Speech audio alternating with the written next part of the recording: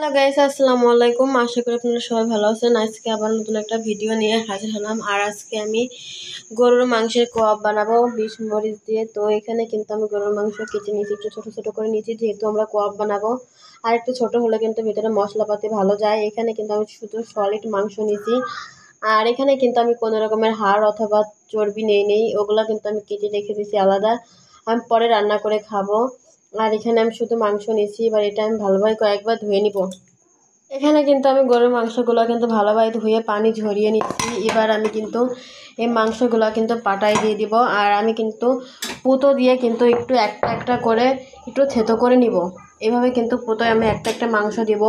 আর এইভাবে আমি একটু থেতো করে নিব, তাহলে কিন্তু ভিতরে মশলা ঝাল সব কিছুই ভালো যাবে। যার জন্য আমি এইভাবে কিন্তু একটু থেতো করে নিব। এখানে কিন্তু বন্ধুরা আমি গরুর মাংসগুলো কিন্তু থেতো করে নিয়েছি। আর এই দেখুন, থেতো করার পরে কিন্তু অনেকটাই বড় হয়ে গেছে।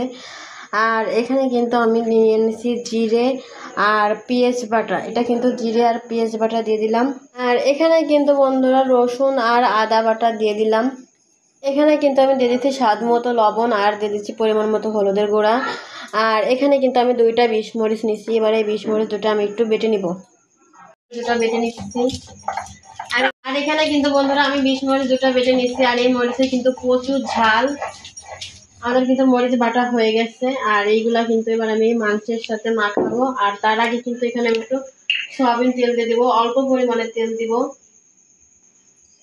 এখানে কিন্তু আমি অল্প পরিমাণে তেল দিয়ে দিলাম।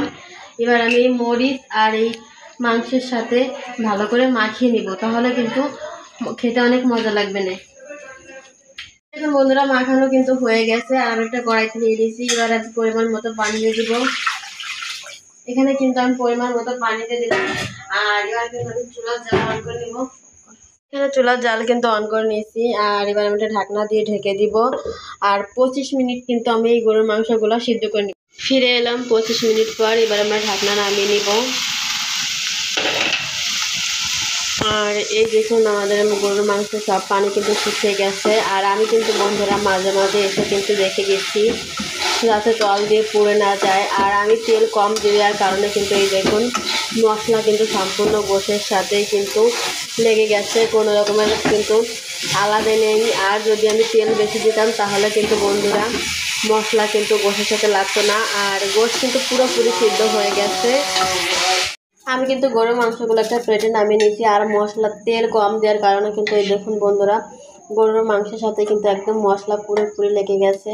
আর এখানে কিন্তু আমি চুলা একটা কড়াই বসিয়ে দিয়েছি। আর দিয়ে দিয়েছি পরিমাণ মতো তেল। আর তেলটা কিন্তু একটু বেশি দিয়েছি, কড়াইতে কিন্তু তেল দিয়ে দিয়েছি অনেকটাই। আর যেহেতু আমি এই মাংসের কোয়াব কিন্তু ডুবো তেলে ভাজতে হয় বন্ধুরা। আর এই কোয়াব কিন্তু আমি জীবনে প্রথমবার খাচ্ছি, প্রথমবার খাবো। আর আমাদের তেল গরম হয়ে গেছে। এবার কিন্তু আমি একটা একটা করে মাংস দিয়ে দিচ্ছি তেলের ভিতরে। আর আমি কিন্তু জালটা একটু কমিয়ে নিয়েছি, যার জন্য কিন্তু আস্তে আস্তে অনেকক্ষণ ধরে ভেজে নিব বন্ধুরা। আমি কিন্তু সবগুলো গরুর মাংসই দিয়ে দিচ্ছি। আর আমি কিন্তু জাল একদম কমিয়ে নিচ্ছি। এবার লো ফ্লেমে কিন্তু 2 পিটি লাল লাল করে একদম ভেজে। তো আমাদের মাংসের কোয়াবগুলো কিন্তু এই দেখুন একদম লাল লাল করে ভাজা হয়ে গেছে, এই দেখুন। আর আমি কিন্তু চুলা বন্ধ করে দিচ্ছি।